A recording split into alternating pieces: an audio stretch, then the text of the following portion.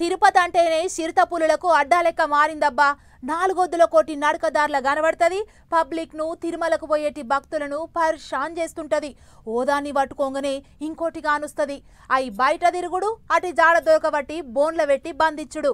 అగో అట్లనే ఓ నెల్లాళ్ళ సంధి ఓ చిరుత ఎవ్వరికి దొరకకుండా తప్పించుకొని తిరుక్కుంటా ఇయాల దొరికిందట. యాడ దొరికింది, ఎట్లా పట్టుకున్నారు అనేటిదంతా అట్లా వేయార్చుకొని వద్దాం పాన్లే. తిరుపతిలో తిరుగుకుంటా పబ్లిక్ ను పరేషాన్ చేసుకుంటా భక్తులను భయపెట్టుకుంటా అడవి ఆఫీసర్లకు దొరకకుండా తిరిగేటి చిరుత దొరికిందుళ్ళు.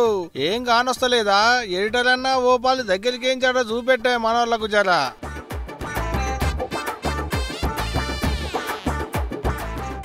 అగో చూసిరా బోన్లుంది ముద్దుగా. నెల్లాల సంది తిరుపతి మెట్ల మార్గంలో తిరిగేది గీశిల్త పూలే. భక్తుల్ని భయపెడుతున్నది బగ్గా.